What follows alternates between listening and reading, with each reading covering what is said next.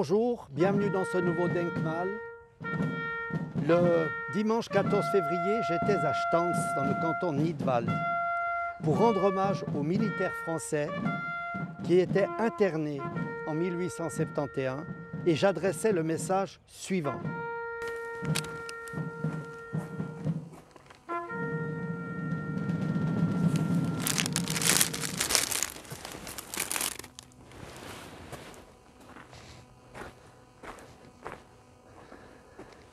Je me trouve à Stans, au pied du Stanzerhorn, en face du Bürgenstock, à quelques centaines de mètres du lac des Quatre Cantons, et à quelques mètres sur la place centrale de Stans se trouve la statue du héros de la bataille de Sempach du mois de juillet 1386.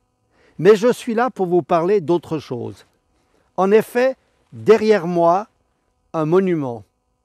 Ce monument est à la mémoire des 8 militaires gardes mobiles qui sont décédés à Stans, à l'hôpital de Stans, car c'était des internés de la guerre, franco-prussienne de 1870-1871, 70-71.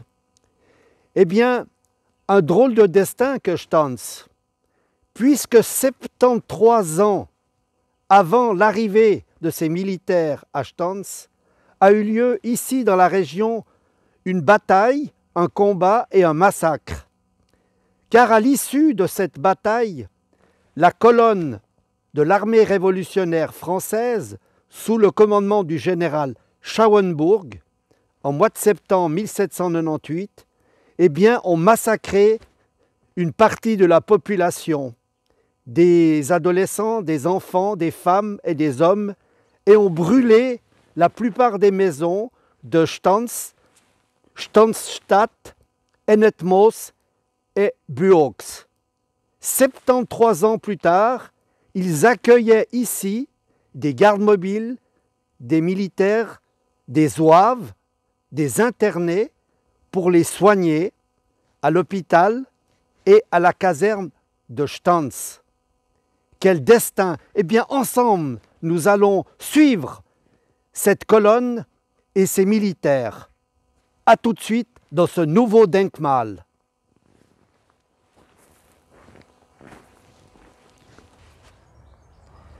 Ce jour, dimanche 28 février 2021, je suis à Châtelaine, au cimetière de Châtelaine, à Genève, devant le monument qui est dédié aux 15 internés qui sont décédés pendant leur internement à Genève. À travers la Suisse, il y a 127 monuments environ qui sont dédiés à ces internés morts en Suisse. Le 26 février 1871, il y a donc 150 ans, étaient mis en terre à Stans 2 gardes mobiles français. Jean Lecomte, né à la Effoissière en Loire-Atlantique, et Pierre Martin de Saint-Martin-du-Fouillou en Maine-et-Loire. Et puis, le 1er mars, c'est Louis Montrieux, qui est né à Durtal, commune de Montigné-les-Rairies en Maine-et-Loire, qui décédait. Et malheureusement, 5 de leurs camarades suivront. Mais pourquoi donc 307 gardes mobiles, 50 militaires et 2 zouaves se retrouvent internés à Stans depuis le 9 février 1871. Eh bien, un petit bout d'histoire pour cet épisode numéro 1 du Denkmal sur la guerre franco-prussienne de 1870 et 1871, 70-71 pour nos amis français, qui va entraîner ces 8 hommes et leurs camarades à travers la France et se terminer en Suisse. Succinctement, 7 acteurs et les éléments déclencheurs. Le chef du gouvernement, le ministre-président de la Prusse, Otto von Bismarck, gentilhomme, fonctionnaire, officier et diplomate en Russie et à Paris, fin stratège et excellent connaisseur de la France pour y avoir été en poste, a un but: construire autour de lui et sous la houlette de la Prusse la nouvelle nation allemande unifiée. Il fait en sorte et va y réussir en partie entre 62 et 66, a créé, par exemple, entre les États allemands, ce qu'on appelle la Zollverein, au niveau des douanes, une économie puissante et une des plus fortes armées d'Europe, la plus forte armée d'Europe. Et a isolé en quelque sorte l'Autriche et l'a provoquée pour rentrer en guerre avec elle et à la battre à Sadowa en Bohême en 1866 après 2 autres batailles. De nombreux officiers s'étaient d'ailleurs rendus auparavant pour suivre la guerre de sécession et pour s'inspirer notamment de la tactique, de l'état-major pour diriger les forces, les moyens également de communication, le télégraphe, et puis aussi s'inspirer des moyens de transport modernes comme le chemin de fer. Cette victoire contre la puissante Autriche permet l'annexion du royaume de Hanovre, et puis la ville de Francfort par exemple, et de nombreux autres petits États. À noter qu'en 1850, il y avait 39 États allemands qui étaient indépendants.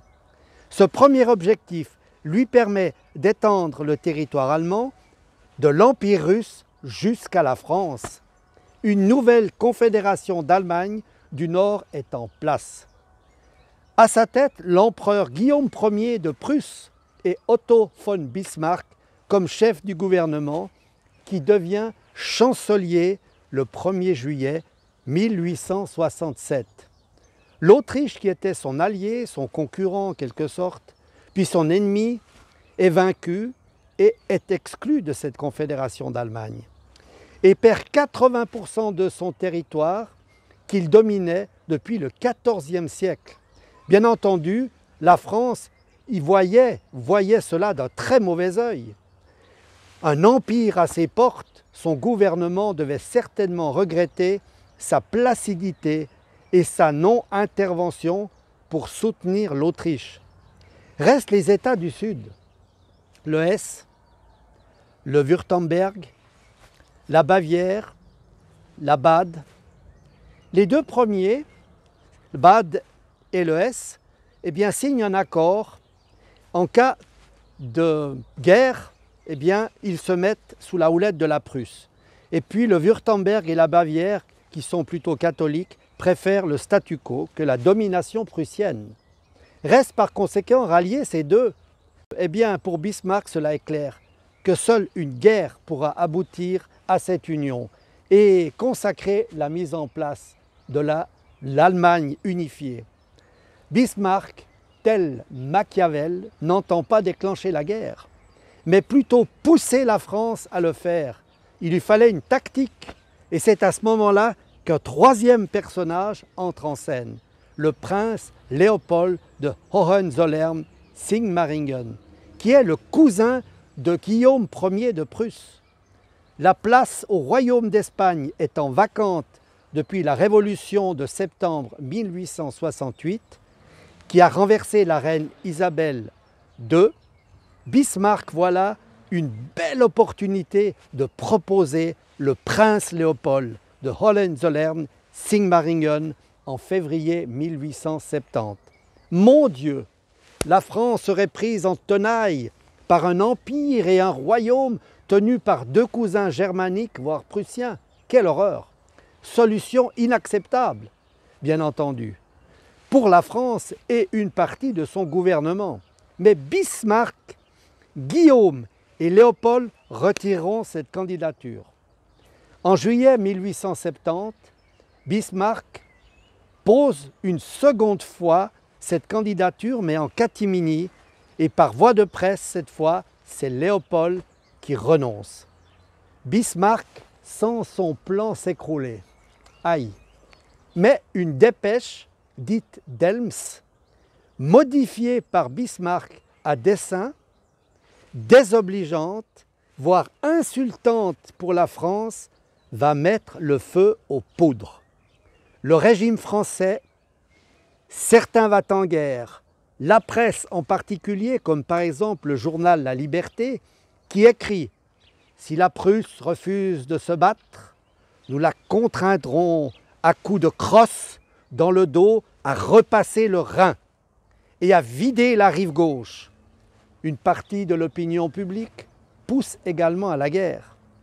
Et malgré lui, alors qu'il est déjà malade, l'empereur des Français, Napoléon III, influencé par son ministre des Affaires étrangères, un nouveau personnage, le duc Adolphe de Gramont, partisan d'une politique belliciste, déclare la guerre le 19 juillet 1870. Le piège est tendu, fonctionne, et la France, du moins certains, tombe dans le panneau. Un parlementaire, notamment, n'est pas tombé dans le panneau, c'est Adolphe Thiers, qui deviendra président de la République le 31 août 1871. Lui met en garde les parlementaires et crie « Vous n'êtes pas prêts !» Rien n'y fait, le budget de guerre est voté. Le ministre de la guerre, le maréchal Leboeuf, persistera en disant « Nous sommes prêts, archi prêts ». Bon, certains disent qu'il l'a dit ou pas. La phrase suivante, il ne manque pas à notre armée un bouton de guêtre. La Confédération allemande fait bloc. Le Wurtemberg et la Bavière se rallient à l'ensemble de la coalition allemande. Et l'Allemagne est née, l'Allemagne moderne. Tout différencie les deux États. Le commandement, la tactique, l'armement, les effectifs, la formation, le recrutement. En fonction des sources, les chiffres diffèrent.